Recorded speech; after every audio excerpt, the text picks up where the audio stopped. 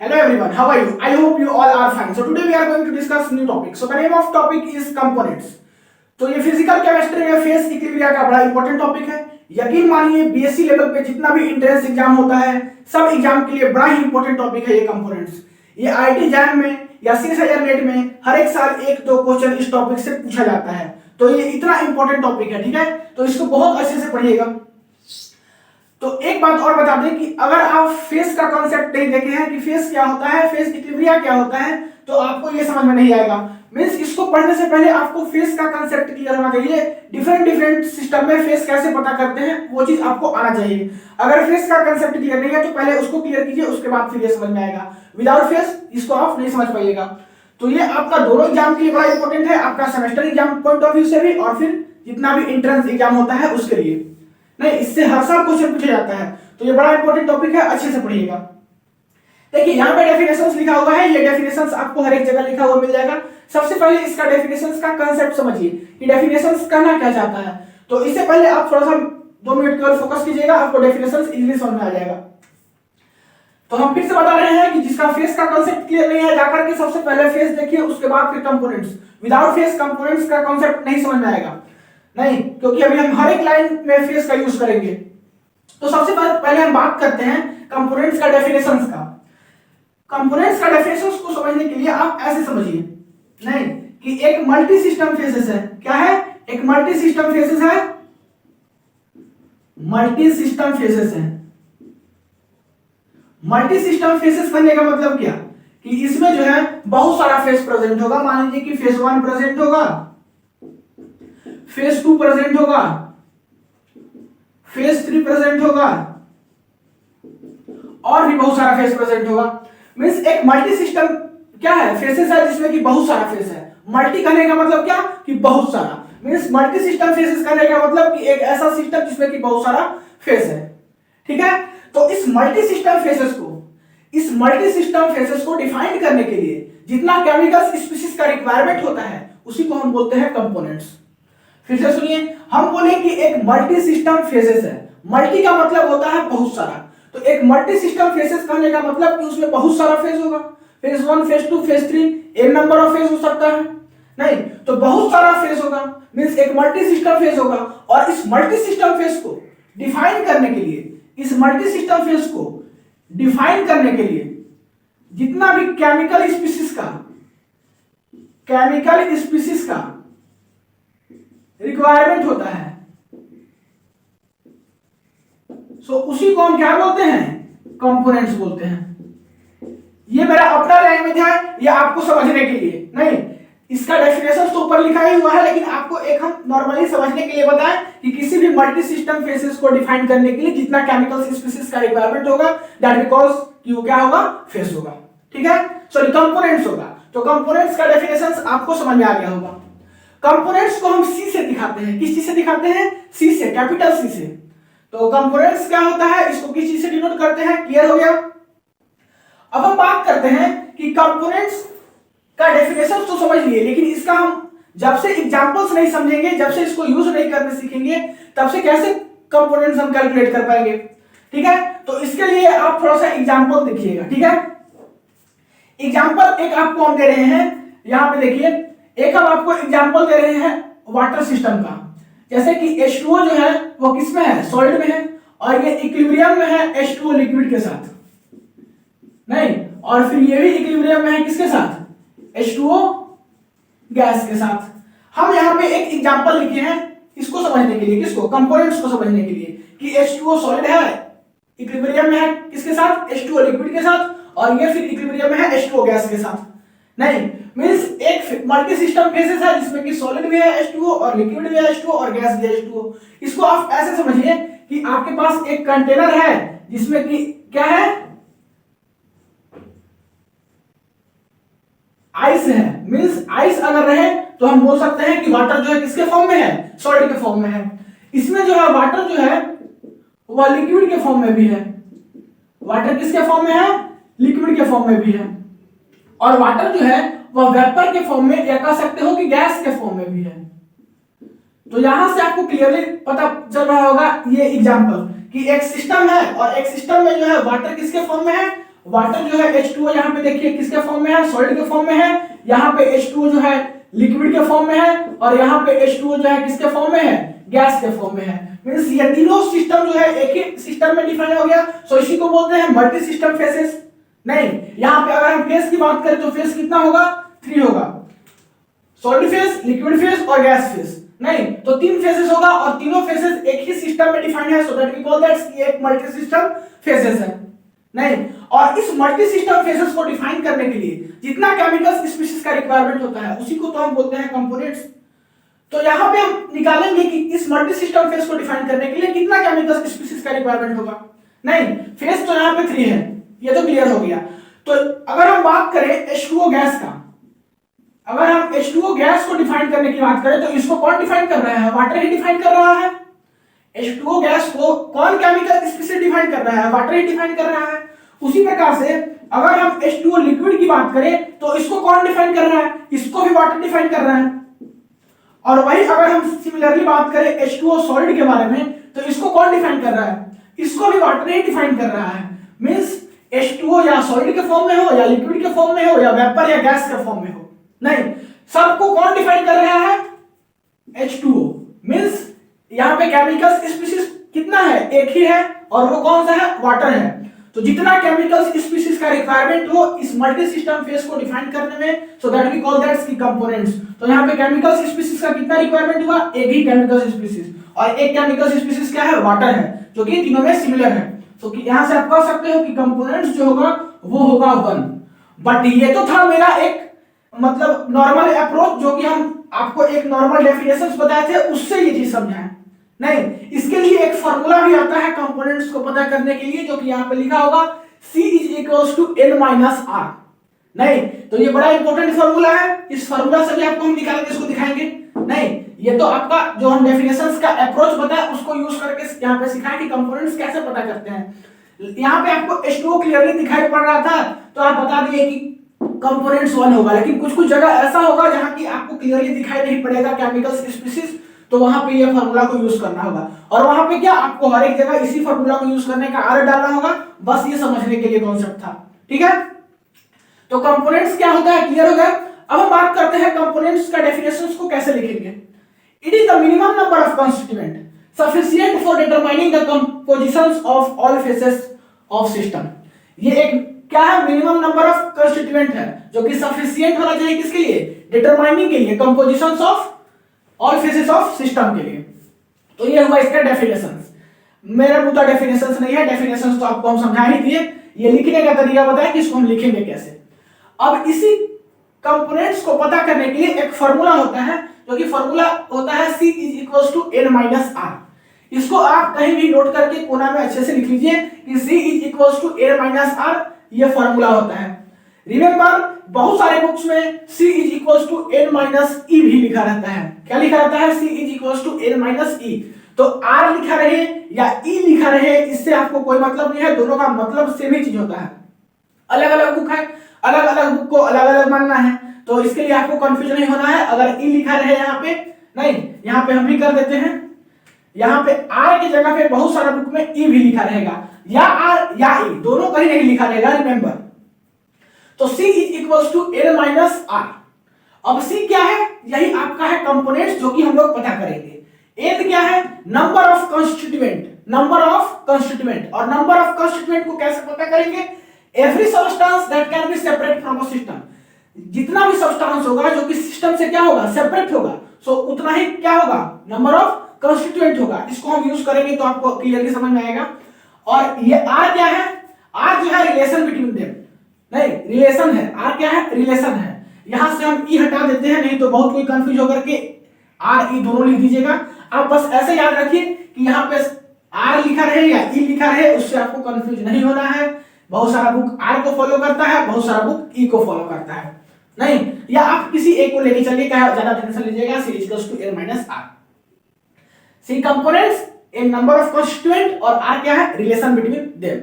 अब इसी फार्मूला को यूज करके हम इसी सिस्टम को समझते हैं, इसी मल्टी सिस्टम फेस को समझते हैं कि यहाँ पे कंपोनेंट्स कितना होगा, इसी फार्मूला को यूज करके। अगर इस फार्मूला को यूज करके कंपोनेंट = 1 आएगा तो मेरा जो ये समझने का अप्रोच था वो सही था। ठीक है। C is equal to n minus r formula है कंपोनेंट्स को निकालने के लिए। हम बोले कि C क्या है, कंपोनेंट्स। कंपोनेंट्स का C तो पता ही करना है। अब हमको पता करना है यहाँ पे क्या, n और r का वैल्यू। अगर n और r का वैल्यू पता चल जाएगा तो सिंपली n माइनस r कर देंगे, C का वैल्यू पता चल जाएगा। अब n क्या है, नंबर ऑफ कंस्टिट्यूएंट है।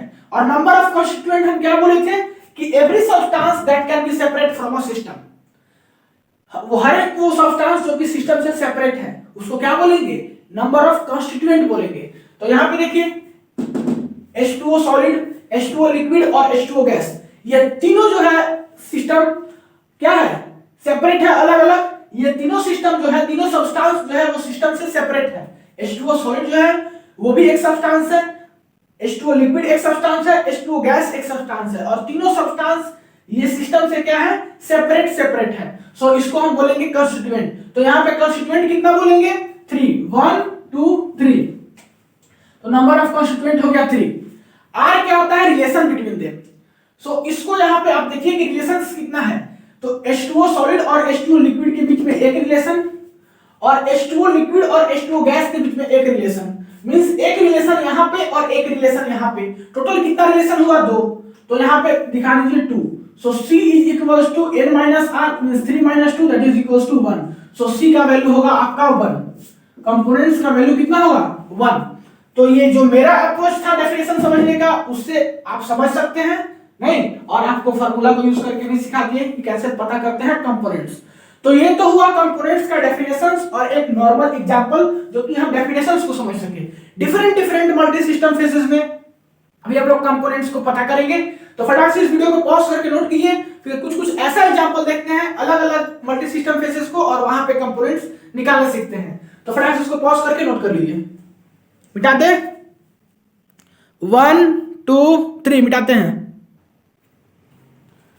तो आइए हम लोग उसी फार्मूला का यूज करके थोड़ा अलग अलग सिस्टम में क्या करेंगे, कंपोनेंट्स को निकालेंगे।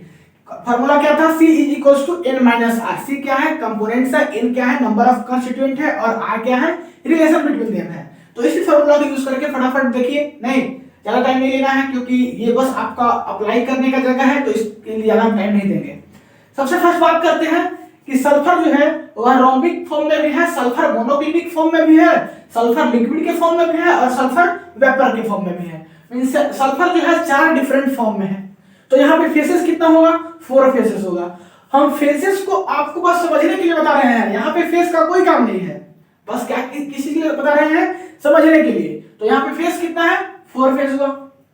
अब बात करें कि हमको आवश्यकता किस चीज का है, n का और r का, मींस नंबर ऑफ कंस्टिट्यूएंट और relation between them.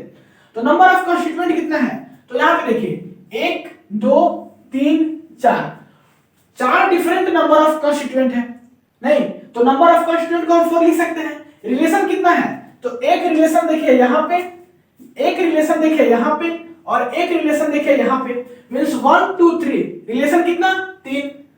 So C is equals to n minus r, n is equals to 4 and r is equals to 3, 4 minus 3 that is equals to 1। Clear. अब आपके मन में यहां से एक question और arise हो रहा होगा कि सर अगर हमको नंबर ऑफ कंस्टिट्यूएंट का कांसेप्ट नहीं मालूम है, अगर फेस मालूम है, तो क्या जितना फेस होता है उतना ही नंबर ऑफ कंस्टिट्यूएंट होता है, means direct face minus relations कर देंगे तब पर भी नंबर ऑफ कंस्टिट्यूएंट आ जाए, सॉरी कंपोनेंट्स आ जाएगा क्या?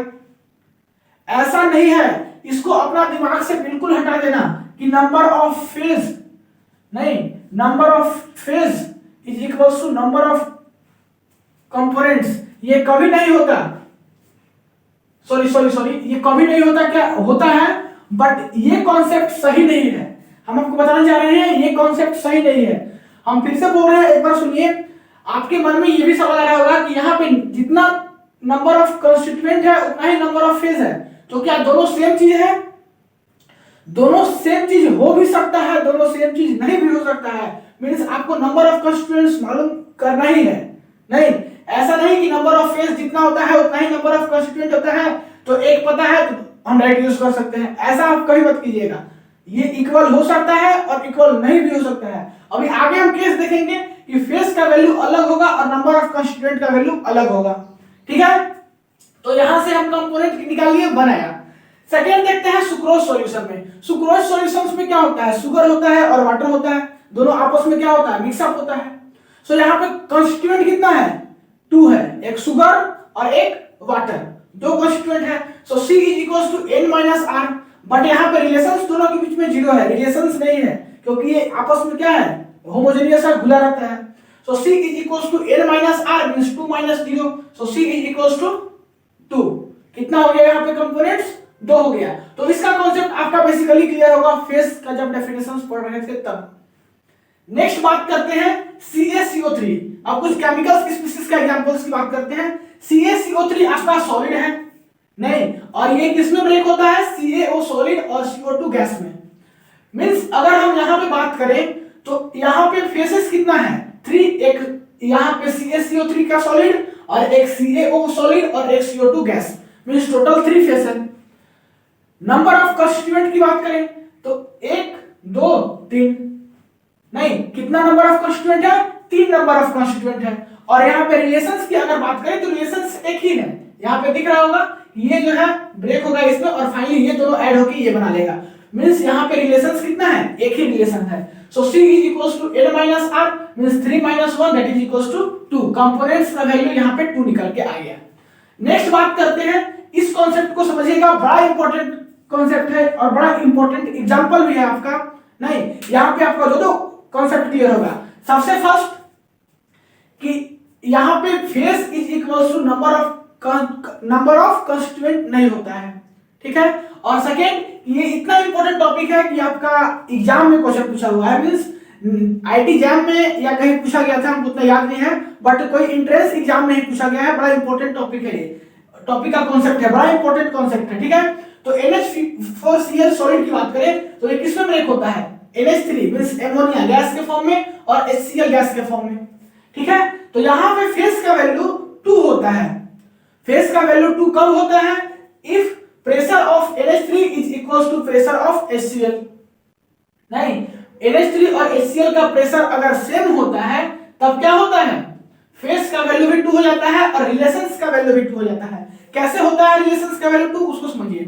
फेस का वैल्यू 2 और रिलेशंस का वैल्यू 2 कैसे होता है, जब प्रेशर NH3 और प्रेशर HCl दोनों बराबर होता है, मींस इक्वल होता है, तो NH3 और HCl जो है आपस में क्या हो जाता है, आपस में क्या हो जाता है, सॉल्युबल हो जाता है। मींस ये एक जैसा दिखने लगता है। NH3 गैस और HCl गैस जो है एक जैसा दिखने लगेगा, दोनों का प्रेशर सेम हो जाएगा तो दोनों एक जैसा दिखने लगेगा, और ये भी अपने आप में एक रिलेशन बिल्डअप करेगा। मींस एक रिलेशन तो यहाँ पे है ही और एक रिलेशन यहाँ पे बनेगा, तो रिलेशन 2, और ये पूरा एक जैसा दिखेगा गैस और ये पूरा सॉलिड एक जैसा दिखेगा। सो दैट इज की एक फेस ये और एक फेस ये, फेस भी 2 हो गया और रिलेशंस भी 2 हो गया। नहीं, नंबर ऑफ कॉन्स्टिट्यूएंट तो 3 है ही, ठीक है। तो इसको यूज करेंगे, C is equal to n minus r means 3 minus 2 that is equal to components आ जाएगा आपका 1। वही बात करें कि अगर प्रेशर जो है वह इक्वल नहीं होगा HCl के प्रेशर से, तब क्या होगा, तब जो है फेसेस 3 होगा, 1 2 3 फेसेस। ये अलग गैस है एक फेस, ये अलग गैस है दूसरा फेस, और ये एक अलग सॉलिड है ये तीसरा फेस। सो 3 फेसेस हुआ। और यहां पे अगर नंबर ऑफ कॉन्स्टिट्यूएंट की बात करें तो कॉन्स्टिट्यूएंट भी हो जाएगा 1 2 एंड 3, ठीक है। रिलेशंस तो केवल आपको यहां पे दिख रहा होगा, एक ही रिलेशन है। So 3 minus 1 that is equal to 2। So number of components यहां पे कितना हो जाएगा, 2 हो जाएगा। यहां पे हम क्या देखें कि फेस में भी equals to number of constituent और फेस में नॉट भी equals to number of constituent. यहां पे देखिए फेस में भी equals to number of constituent and phase में नॉट भी equals to number of constituent. तो ये था आपका केमिकल्स स्पीशीज का एग्जांपल, नहीं केमिकल्स रिएक्शंस का एग्जांपल। अब बात करते हैं आयनिक स्पीशीज। आयंस का फॉर्म में जब रहेगा तब कैसे हम कैलकुलेट करेंगे नंबर ऑफ कंपोनेंट्स को। सो यहां पे देखिए NaCl है, KCl है, Na+ है, K+ है, Cl- है, H2O लिक्विड है और H2O गैस है। ये एक मल्टी सिस्टम फेसेस है, इसमें की डिफरेंट आयनिक स्पीशीज प्रेजेंट है। सो इसमें हम कैसे पता करेंगे नहीं कि कंपोनेंट्स कितना होगा, तो आपको हम बता दें कि इसके लिए आपको रिएक्शंस लिख करके और इसके बीच का रिलेशंस पता करना होगा, नंबर ऑफ कॉन्स्टिट्यूएंट पता करना होगा। सो नंबर ऑफ कॉन्स्टिट्यूएंट तो आप क्लियरली देख सकते हो कि कितना है, 1 2 3 4 5 6 और 7 means total 7 number of constituent है। सो यहाँ पे आप n का वैल्यू लिख दो 7 है। रिलेशन पता करने के लिए इसका रिएक्शन लिखना पड़ेगा नहीं। सो NaCl जो है वो सॉलिड जो है ब्रेक हो रहा है किसमें, Na प्लस एक्वस और Cl माइनस एक्वस में। उसी प्रकार से KCl जो है वो ब्रेक हो रहा है K प्लस में और Cl माइनस में, और H2O लिक्विड और H2O गैस जो है आपस में क्या है, इक्विलिब्रियम में है। मींस यहां पर भी एक रिलेशन बिल्डअप हो रहा है। और बात करें आयंस के बारे में, Na प्लस हो गया, K प्लस हो गया, Cl माइनस हो गया, या तो वो कटायंस के फॉर्म में है या अनायंस के फॉर्म में है। मींस सिंपली आयंस के बारे में बात करें तो पूरे सिस्टम में जितना आयंस होता है उसके लिए एक ही रिलेशन होता है इलेक्ट्रिकल न्यूट्रलिटी के कांसेप्ट से। तो एक रिलेशन हो गया आपका इलेक्ट्रिकल न्यूट्रलिटी के कांसेप्ट से आयंस के लिए। एक रिलेशन हो गया कि NaCl जो है Na प्लस और Cl माइनस में ब्रेक हो रहा है, तो यहाँ पे एक रिलेशन हो गया, मींस दो रिलेशन। एक रिलेशन हो गया कि KCl K प्लस और Cl माइनस में ब्रेक हो रहा है, तो एक यहाँ रिलेशन, और एक H2O लिक्विड और H2O गैस में है, सो एक यहाँ पे रिलेशन। टोटल रिलेशंस कितना हुआ, 3 इधर और एक इलेक्ट्रिकल न्यूट्रलिटी मींस आयंस के बीच का रिलेशन। नहीं, इलेक्ट्रिकल न्यूट्रलिटी का कांसेप्ट आपको हम बाद में बताएंगे नहीं, तो उसके हिसाब से एक रिलेशन होता है, तो टोटल कितना रिलेशन हो गया, 4 रिलेशन हो गया। तो C is equals to n minus r, एक फॉर्मूला होता था C is equals to n minus r। n क्या है, number of constituent, number of constituent यहां से निकाले हैं 7, और r की अगर हम बात करें तो 1 2 3 4, टोटल कितना रिलेशंस है, 4 है। So 7 minus 4 that equals to C is equals to क्या हो गया, 3 हो गया। मींस कंपोनेंट्स का वैल्यू यहां से भी पता कर लिए, 3 हो गया। तो यहाँ पे हम कुछ मल्टी सिस्टम देखे जिसमें कि हम क्या किए, कंपोनेंट्स को पता किए। एक बस आपके लिए हम होमवर्क छोड़ के जा रहे हैं कि वाटर एट बॉइलिंग पॉइंट, वहां पे कंपोनेंट्स क्या होगा, प्लीज कमेंट कीजिएगा, ठीक है। Water at boiling point, water जो है बॉइलिंग पॉइंट पे रहेगा तो वहां कितना होगा, क्या कंपोनेंट्स, उसको बताइएगा। ये आपका होमवर्क है, बाकी इसको वीडियो को पॉज करके नोट कर लीजिए। मिलते हैं अगले क्लास में नए टॉपिक के साथ, तब तक के लिए पढ़ाई करते रहिए। All the very best. Pause करके नोट कर लीजिए।